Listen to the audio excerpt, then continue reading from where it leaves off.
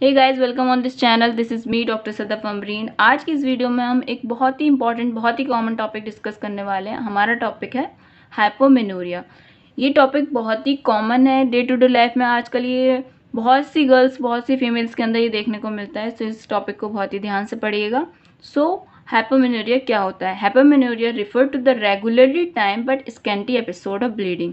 यानी इसका मतलब ये हुआ कि ऐसी फीमेल जिनकी ब्लीडिंग, मेंस्ट्रुअल ब्लीडिंग बहुत ही कम होती है, they usually say that they only use one pad per day and which is not fully socked, या फिर उनका जो ड्यूरेशन ऑफ ब्लीडिंग होता है वो बहुत ही कम होता है, 1 दिन होता है या 2 दिन तक होता है। तो इसी फीमेल को बोला जाता है हाइपोमेनोरिक, या फिर उनको हाइपोमेनोरिया की कंडीशन में रखा जाता है।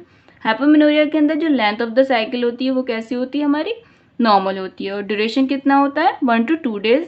अमाउंट ऑफ ब्लड जो होता है बहुत ज़्यादा रिड्यूस होता है। अगर आपसे पूछा जाए name the condition in which bleeding अगर 1 to 2 days and the amount of bleeding is very less, तो आपको जवाब होगा हाइपोमेनोरिया। गाइस, जैसा कि हम जानते हैं कि नॉर्मल जो होता है, किसी भी नॉर्मल मेंस्ट्रुएटिंग फीमेल के अंदर जो होता है ब्लीडिंग जो होती है कितने दिन होती है? हमारी 1 to 4 days होती है। और इन 1 to 4 days के अंदर जो normal amount of blood loss होता है वो 35 से लेके 80 ml होता है। अगर कोई फीमेल ऐसी है जिसके अंदर मंथली जो होता है ब्लड लॉस जो रहा है 35 ml से कम हो रहा है, यानी या तो उसको 10 ml पास हो रहा है या 5 ml हो रहा है, या फिर ब्लड बहुत ही कम अमाउंट में पास हो रहा है, कुछ फ्यू ड्रॉप्स ही आया उसके बाद फिर नहीं आया, तो ऐसी फीमेल जिनका ब्लड प्रॉपरली पास नहीं हो पाता तो उन्हें, या फिर उन्हें स्कैंटी मेंसेस होते हैं तो उन्हें बोला जाता है हाइपोमेनोरिक, या फिर वो आती है हाइपोमेनोरिया की कंडीशन के अंदर। यानी if the amount of blood is very few and scanty, तो इस तरह की फीमेल जो होंगी वो आएंगी हाइपोमेनोरिया के अंदर। Causes. What are the causes of hypomenorrhoea? Causes को डिस्कस करने से पहले थोड़ी सी मैं आपको फिजियोलॉजी ऑफ मेंस्ट्रुएशन बता देती हूँ। यूट्रस की जो सबसे अंदर वाली लेयर होती है उसे बोला जाता है एंडोमेट्रियम।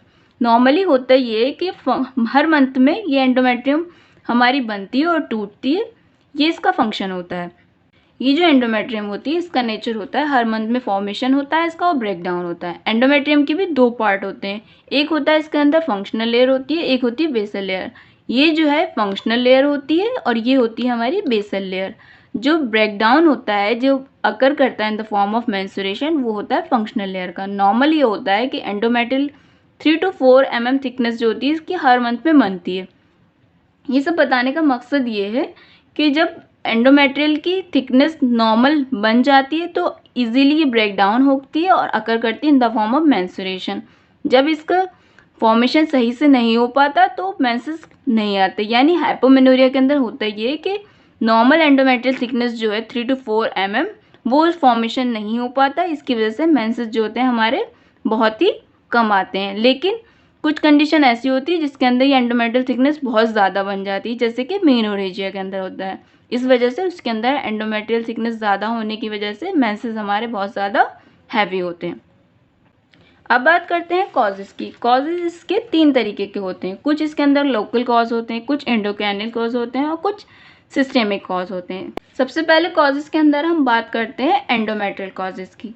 जो एंडोमेट्रियल कॉजेज़ की इसलिए सबसे पहले बात करते हैं क्योंकि हाइपोमेनोरिया की जो शुरुआत होती है वो एंडोमेट्रियम से ही होती है। क्योंकि जब एंडोमेट्रियल थिकनेस नॉर्मल नहीं बन पाती इसकी वजह से मेंसेस हमारे कम आने लगते हैं। तो कौन कौन सी वजहें ऐसी होती हैं जिनकी वजह से एंडोमेट्रियल थिकनेस जो होता है नॉर्मली नहीं बन पाती? सबसे पहले इसके अंदर आता है मालन्यूट्रिशन। मालन्यूट्रिशन एक मेजर कॉज होता है हाइपोमेनोरिया का, क्योंकि जो लोग मालनरिश होते हैं उनके अंदर एंडोमेट्रियल थिकनेस जो होती है नॉर्मल फॉर्म नहीं हो पाती। उसके अलावा जो होता है कॉज इसका ओबेसिटी हो सकता है। ओबेसिटी, जब लोग ओबीज होते हैं तो वो ज़्यादा एक्सरसाइज करते हैं जिसकी वजह से हमारी थिकनेस एंडोमेट्रियम की नॉर्मल फॉर्मेशन नहीं हो पाता। या फिर जो लोग प्रोटीन का कम इस्तेमाल करते हैं उनके अंदर भी जो होता है हाइपोमेनोरिया देखने को मिलता है। इसके अलावा कुछ कॉजेज़ होते हैं हार्मोनल कॉजेज़ होते हैं। हार्मोनल कॉजेज़ के अंदर जैसा आता है हाइपोथैलेमिक डिस्फंक्शन, यानी जब हाइपोथायरॉयडिज्म हो जाता है, थायरॉक्सिन का लेवल कम हो जाता है जिसकी वजह से हमारे एंडोमेट्रियल थिकनेस सही फॉर्मेशन नहीं हो पाता। उसके अलावा होता है जैसे हाइपरप्रोलैक्टिनेमिया, यानी प्रोलैक्टिन का लेवल बढ़ जाता है, या फिर पिट्यूटरी या ओवेरियन कॉज हो सकता है कोई, या फिर ओरल कॉन्ट्रासेप्टिव पिल्स इस्तेमाल करने की वजह से हो सकता है, या फिर इसके अलावा एस्ट्रोजन का लेवल कम हो जाए, प्रोजेस्टेरॉन का लेवल कम हो जाए। ये सब सारे हार्मोनल कॉजेज़ होते हैं जिनकी वजह से हाइपोमेनोरिया होता है।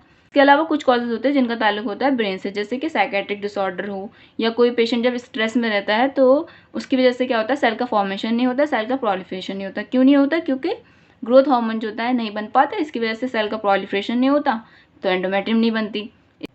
इसके अलावा एक कॉज हो सकता है अनीमिया, और डायबिटीज़ मेलाइटिस में भी क्या होता है, एंडोमेट्रियम की थिकनेस जो होता है नहीं बन पाती, इसकी वजह से मेंसेस जो होता है बहुत ज़्यादा कम होते हैं। उन लोगों के अंदर भी हाइपोमेनोरिया देखने को मिलता है। Symptoms, what are the symptoms of hypomenorrhoea? सबसे पहला सिम्टम क्या होगा, इसके अंदर जो हमारा मेंस्ट्रुअल ब्लड है, जो मेंस्ट्रुअल फ्लो है हमारा, वो कम हो जाएगा। जो number of days of bleeding है वो हमारा कम हो जाता है। उसके अलावा क्या होता है, एब्डोमिनल पेन जो होता है हो सकता है प्रेजेंट हो सकता है ना भी प्रेजेंट हो। अब किसी को जब हाइपोमेनोरिया होता है उसकी कॉम्प्लिकेशन क्या होती है? उसकी कॉम्प्लिकेशन ये होती है कि पेशेंट को हो जाती है इनफर्टिलिटी। अब कोई ऐसी पेशेंट आ रही है जिसको हाइपोमेनोरिया है, तो उसके अंदर क्या इन्वेस्टिगेशन कराएंगे? सबसे पहले एचबी कराएंगे, हो सकता है वो एनीमिक हो। उसके अलावा कराएंगे थायराइड फंक्शन तक, हो सकता है उसको हाइपोथायराइडिज्म हो।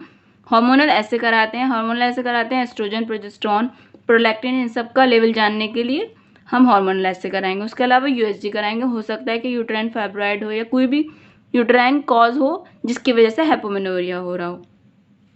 अब बात करते हैं हम मैनेजमेंट की। इसके अंदर मैनेजमेंट में सबसे पहले हम अप्रोच जो करते हैं डाइटरी अप्रोच करते हैं, क्योंकि मोस्ट कॉमन कॉज जो होता है हाइपोमेनोरिया का डाइटरी कॉज। अगर कोई एनीमिक पेशेंट है तो उसके अंदर आयरन देंगे, अगर प्रोटीन की डेफिशिएंसी हो रही तो प्रोटीन डाइट के लिए बताएंगे उसको अंदर, और विटामिन सप्लीमेंट देंगे। या फिर अगर कोई ओबीज है जो बहुत ज़्यादा एक्सरसाइज कर रही है तो उसको नॉर्मल एक्सरसाइज करने के लिए बोलेंगे।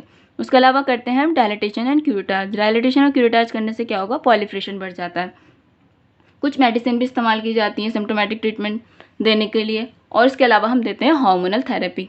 अगर आपसे सवाल पूछा जाएगा the patient who suffer from hyperprolactinemia, तो आपका जवाब होगा हाइपोमेनोरिया, क्योंकि हाइपोमेनोरिया का एक कॉज क्या है, हाइपरप्रोलैक्टिन। सो गाइज, अब आपको हाइपोमेनोरिया और ओलाइगोमेनोरिया के अंदर डिफरेंस समझ में आ गया होगा। हाइपोमेनोरिया बोलते हैं, हाइपोमेनोरिया जो होता है रेगुलर होता है, रेगुलर ब्लीडिंग को बोलते हैं, लेकिन वो स्कैंटी होती है।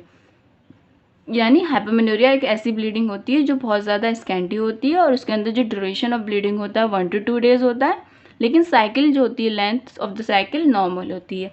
जबकि ओलिगोमेनोरिया का मतलब होता है इनफ्रीक्वेंट और irregularly timely episode of bleeding जो अकर करती है at an interval of more than 35 days। Basic so guys, जो बेसिक डिफरेंस हुआ हाइपोमेनोरिया और ओलाइगोमेनोरिया के अंदर ये हुआ कि हाइपोमेनोरिया के अंदर जो साइकिल की लेंथ होती है वो नॉर्मल होती है, यानी साइकिल जो होती है हमारी हर मंथ पे रिपीट होती है। लेकिन ओलाइगोमेनोरिया के अंदर जो साइकिल की लेंथ होती है वो बढ़ जाती है, यानी 35 days से ज़्यादा पे होती है।